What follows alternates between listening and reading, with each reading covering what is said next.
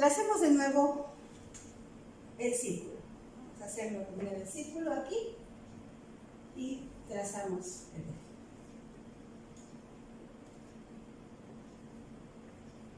eje. Este es y, x, menos y, menos x. Ahora, recordemos, si yo trazo un radio, este radio vale 1, ¿sí? Ahora, si yo trazo ese punto P al azar, vamos a hacer este punto es P, P1 al azar, y llevo hacia el eje de las abscisas o X y hacia el eje de las Y u ordenadas, y marco este punto y este punto, pues se va a formar un triángulo. Y este triángulo, que tiene por punto en la circunferencia el punto 1, tiene por coordenadas. Vamos a suponer que esta es una X que no sé cuánto vale, X1, y este es un punto de Y que no sé cuánto vale, pero es Y1. Entonces el punto es X1, Y1. ¿Sí? Y los dos son positivos porque están en el primer cuadrante. Si nosotros tomamos estos mismos puntos y los llevamos para acá, y llevamos este punto aquí, y después hacemos lo mismo hacia abajo, y construimos el rectángulo, tendríamos este mismo punto, pero movido en cada cuadrante. Y solamente tendríamos que respetar los signos de ese cuadrante. Por ejemplo, aquí, X1 sería positiva, pero Y1 sería negativa, porque está hacia abajo. En este punto tendríamos a X1 negativa, pero a Y1 también negativa, porque están en el tercer cuadrante. Y en el segundo cuadrante, este punto sería X1 negativo y Y1 positivo, por estar hacia arriba en el segundo cuadrante. Y con esto sabemos cuáles son los signos de esos puntos en el cuadrante. De esta figura voy a rescatar algo importante, el triángulo. Ese triángulo que formamos aquí. Fíjense, este punto pues es el origen, este es el punto P1 y este es un punto cualquiera sobre el eje de las X, pero esta distancia vale X1 y esta distancia vale Y1. ¿Sí? Eso es bien importante. Y vamos a darle a este ángulo, que es este, una letra cualquiera, por ejemplo, alfa. Este triángulo que está aquí podemos generalizarlo. Ah, aquí importante, la hipotenusa vale 1. Entonces yo puedo ver este triángulo así. Lo voy a voltear. Este sigue siendo alfa, este sigue siendo 1, este sigue siendo Y y X. Voy a llamarlo Y y X de manera general. X1 y Y1 es XY, puede ser A o B, X y Z, puede ser K y H, es decir, puede ser cualquier letra. Lo que importa es que este triángulo que se forma tiene hipotenusa 1, y entonces se aplica el teorema de Pitágoras, que nos quedaría que 1 elevado al cuadrado, que es la hipotenusa al cuadrado, es igual a la suma de los cuadrados de los catetos. Lo puedo ver así, o también lo puedo ordenar como una ecuación. X cuadrada más Y cuadrada igual a 1. Y esta ecuación representa la ecuación de esa circunferencia, donde yo, dado cualquier valor de X y cualquier valor de Y, cumplen la condición de que el teorema de Pitágoras nos indica que la hipotenusa de cualquier triángulo que yo tome, imagínense que fuera cualquiera de estos, por ejemplo este triángulo, o este triángulo, o este triángulo, cualquiera que yo tomara, cumple esta condición, es decir, su hipotenusa vale 1, ¿sale? Bueno, hasta aquí vamos a establecer algunas ideas a partir de esta información.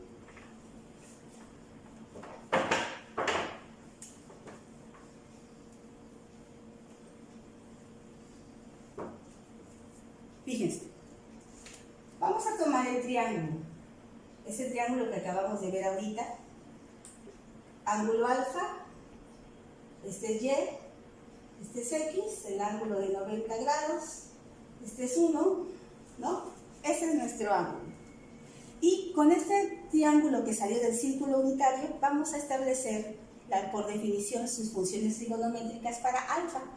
Es decir, el seno de alfa es cateto opuesto sobre hipotenusa. Es decir, que el seno de alfa es igual a y, o y es igual a seno de alfa, como lo queramos ver.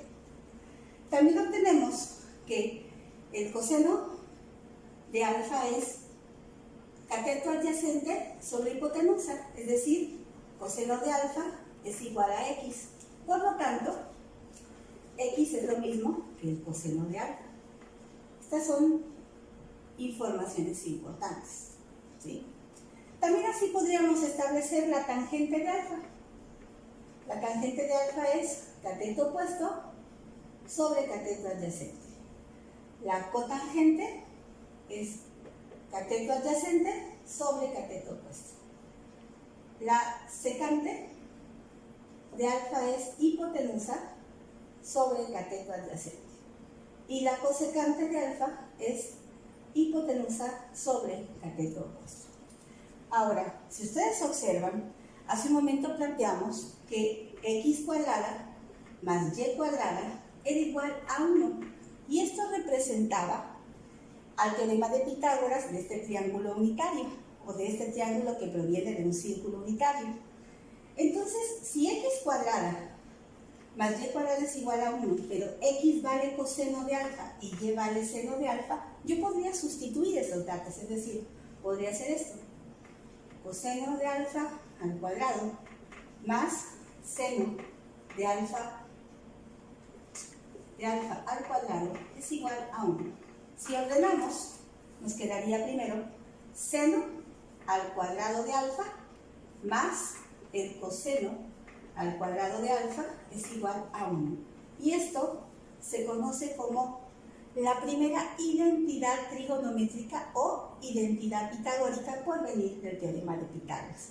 Siempre que relacionamos funciones trigonométricas entre sí, establecemos identidades trigonométricas y esta es conocida como identidad pitagórica. ¿Sí? Ahora, ¿esta es la única identidad pitagórica o identidad que existe? No, no es la única. Vamos a establecer algunas otras. Fíjense, vamos a establecer una que es muy sencilla. Vamos a borrar. Voy a borrar acá.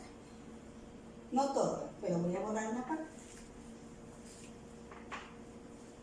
Vamos a dejar esta. Y observen.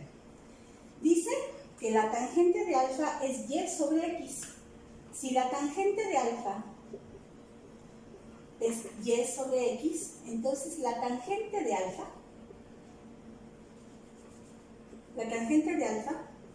es y, que valía ¿cuánto? Seno de alfa entre x, que vale coseno de alfa. Y esta también es una identidad trigonométrica que se conoce como identidad de cociente. También lo mismo puede pasar con la cotangente de alfa. Como es x sobre y, entonces la cotangente de alfa es coseno de alfa entre seno de alfa. Y esa también se conoce como identidad de cociente. E incluso estas dos que están aquí pueden aplicarse la misma idea y nos quedaría secante de alfa igual a 1 entre coseno de alfa y cosecante de alfa sería 1 sobre seno de alfa. Y estas cuatro que acabo de indicar y esta que está acá se conocen como identidades de cociente. Es decir, relaciono las identidades trigonométricas de un mismo ángulo y cumplen una condición determinada. Y así se conocen como identidades trigonométricas. De hecho, esta identidad y esta identidad son conocidas como identidades recíprocas. ¿Sí? Bueno, vamos a dar un ejemplo.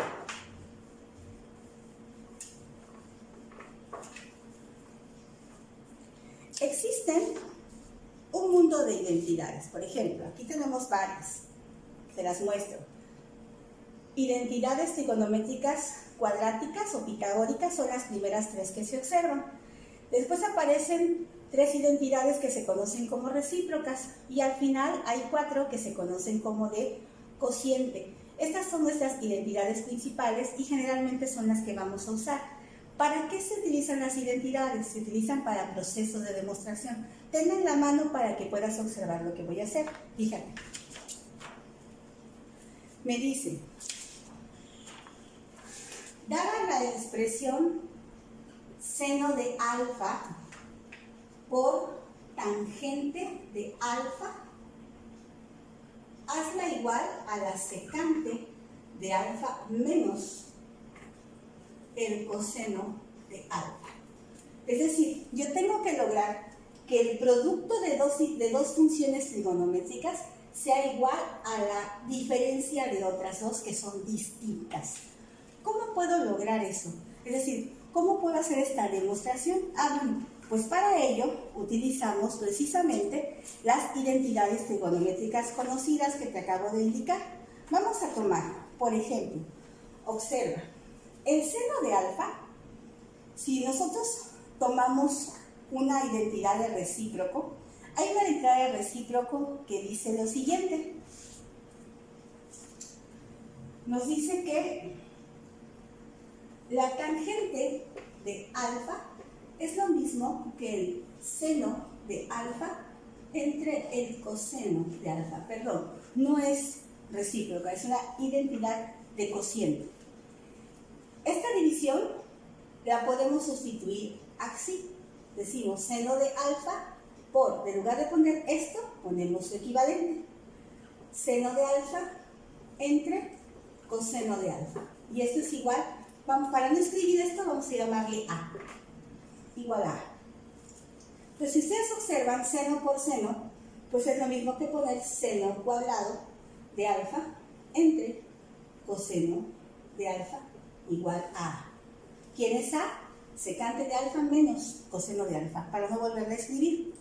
Una vez que tenemos eso, recordemos, si hay un seno de cuadrado, hay una identidad pitagórica que dice que el seno cuadrado de A alfa más el coseno cuadrado de alfa es igual a 1. De ahí yo puedo despejar seno cuadrado de alfa. Seno cuadrado de alfa es igual a 1 menos coseno cuadrado de alfa. Y lo que voy a hacer es sustituir esto por esto. Es decir, aquí me va a quedar 1 menos coseno cuadrado de alfa entre coseno de alfa es igual a A. ¿Sí? Estamos haciendo sustituciones. Entonces, una vez que tenemos esto, como es una resta, aquí arriba hay dos términos, 1 y menos coseno cuadrado de alfa. Y lo vamos a dividir entre coseno. Entonces, lo que podemos hacer es separarlos. Es decir, hacer lo siguiente.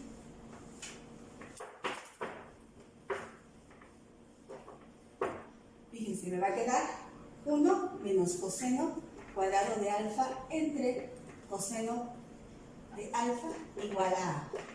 ¿Sí? Entonces me va a quedar 1 entre coseno de alfa menos coseno cuadrado de alfa entre coseno de alfa igual a A. ¿Por qué puedo separar? Si yo tengo, por ejemplo, 4 menos 2 entre 2, yo puedo separar. 4 menos 2 es 2. Entre 2 vale 1. Pero también puedo hacer esto. 4 entre 2 menos 2 entre 2 es 2 menos 1 y sigue siendo 1. Entonces, como puedo hacer esto con números, también puedo hacer lo mismo con las identidades. También las puedo separar. ¿Sí? Entonces me va a quedar 1 entre coseno de alfa. Acabamos de ver que 1 entre coseno de alfa es una identidad recíproca. ¿Y es igual a quién? Pues es igual a secante.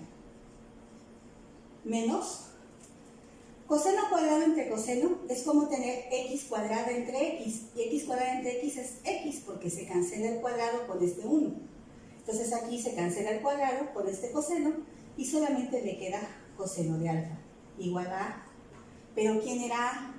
Ah, pues al inicio establecimos que A que A era secante de alfa menos cosecante de alfa. Y lo que acabamos de hacer es una demostración de identidad. Es decir, que dos expresiones que son completamente distintas, su primer miembro y su segundo miembro, yo puedo hacer por manipulación de uno de esos miembros la posibilidad de que el primer miembro y el segundo miembro sean exactamente iguales como en este caso. Entonces, con esto establecemos la idea del círculo unitario y de lo que son las identidades trigonométricas esenciales. Espero que les haya servido la clase. Nos vemos en la siguiente. Saludos.